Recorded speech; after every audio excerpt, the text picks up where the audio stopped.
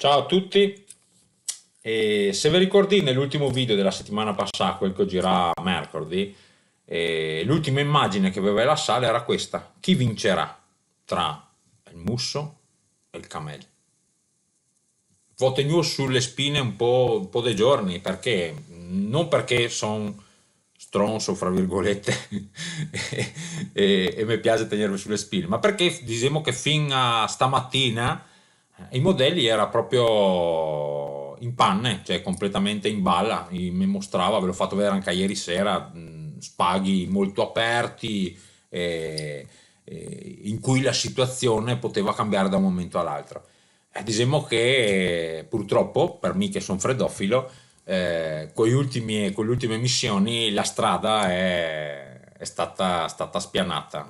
Le sta spianata per il cammello, perché la risposta a questa domanda è: vincerà il cammello. E ne stiamo già accorgendo in sti giorni qua che qualcosa non quadra, perché sì, magari fa un po' fresco la mattina, però diciamo che durante il giorno 12, 13, ho visto anche a 15 gradi, anche 15 gradi era anche a merito di quella brezza da nord, quel po' di fön che è arrivata ieri, e che quindi ha scaldato un pochettino a sé l'atmosfera rispetto a quel che può essere sta, però comunque 15 gradi a, a metà febbraio è comunque tanti. E quindi Butei ha vinto il Camel, e questa è la situazione. Questa è la situazione prevista per venerdì. E il musso canadese, quel che vi dicevo l'altra volta, è bello forte. Quando il musso canadese è forte, è difficile che da noi altri arriva qualcosa de bon, fra virgolette, per il fresco e per le piogge. Dovrei arrivare un po' più da nord, dovrei essere un musso islandese che si sbassa verso sud-est, e quindi ne arriva un panza da noi altri. In questo caso qua non è successo, anzi, come vedi qua, un piccolo mussetto che si stacca diciamo, dal principale musso canadese e va verso le coste del Nord Africa, verso il Marocco, e questo comporta due cose. Il primo è che sega le gambe alla balena, cioè la balena l'è circondata, quindi non può assolutamente pensare di provare a venire in Europa. E l'altra è che nel momento in cui è musso il va a rompere le scatole al cammello, sto chi che gira un pochettino, io vi, e dice: bon, setto s'affasso, via, mi sposto verso nord. De chi che musso, de chi che un altro musso non può fare altro che arrivarne direttamente in bocca. Quindi Butei arriva la prima vera smussata, diciamo, del 2019. Ovvio, non stiamo mica parlando del musso che può essere che in luglio, cioè non si parla di temperature esagerate, si parla di temperature esagerate per il periodo, e soprattutto si parla di no acqua. Perché Butei non è tanto il caldo fuori stagione, è il fatto che comunque st'inverno ha piovuto poco, ha fatto poca neve, e sta roba qua potremmo pagarla nelle stagioni successive, nelle stagioni prossime, perché senza neve, e se dopo metti il caso che fa una primavera asciutta, rischiamo di capitare nel nuovo 2014, nel 2017, che vi ricordo sta l'anno meno piovoso di sempre per noi altri, il più secco in assoluto per l'Italia. Non penso mia che la sia una bella situazione, perché 2 anni poco piovosi nel giro dei 3 anni, perché alla fine l'anno passato è stato un anno discreto, ma 2 anni fa le sta secco, se può fare secco un castano, è veramente una roba critica. Non sto dicendo che faccia secco, anche perché dire quel che farà sti sta o quel che farà sta primavera è assolutamente impossibile. Dico solo che bisogna pensare che comunque quest'inverno qua de riserve per le nostre falde che ne sta gran poche. Pensiamo che un attimo.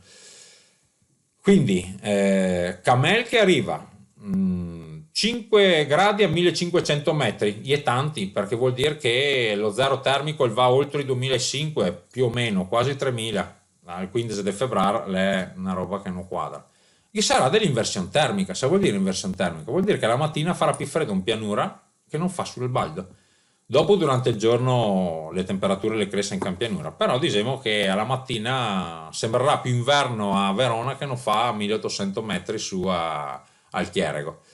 E può darà essere che delle nebbie la mattina, vi ricordo sempre che in inverno col camel qualche nebbia che scappa, non sto dicendo che l'è sicura perché non l'è ancora certa, però può dare essere un'ipotesi da non scartare.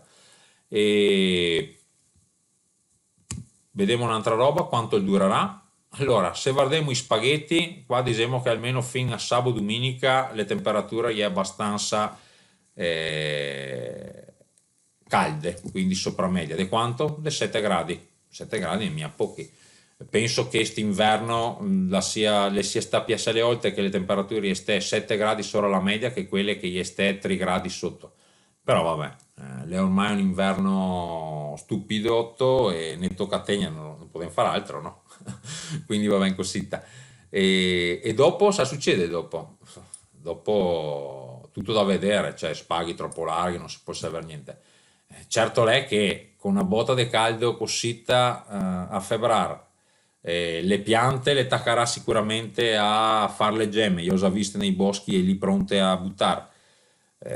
Se dopo fa una botta di freddo non indifferente, può dare essere un problema. Quindi ben venga magari un colpo di freddo, ma non massa perché dopo, ripeto, è un problema per tutti, per le culture in particolar modo, ma comunque per la natura in generale. È vero che la natura a febbraio le abitua ancora alle botte di freddo, però disegno che può dare essere un problema. Cosa ne insegnano? Giusto per tirare un po' le somme questa situazione.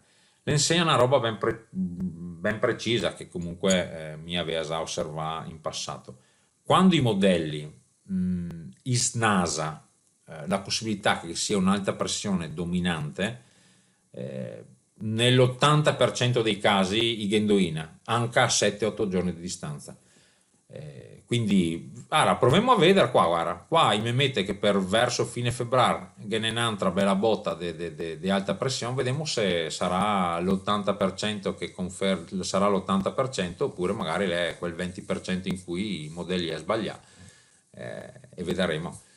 Di certo è che verso fine febbraio pare che sia un'altra bella botta di caldo, però ripeto, spaghi troppo ampi e non si può dire nulla in questo momento. Non mi resta che salutarvi da freddofilo a malincuore, vi dico che torna il camel, vabbè, andrò a consolarmi guardando un po' di foto della neve. Vabbè, dai, vi auguro buona serata. Ciao ciao.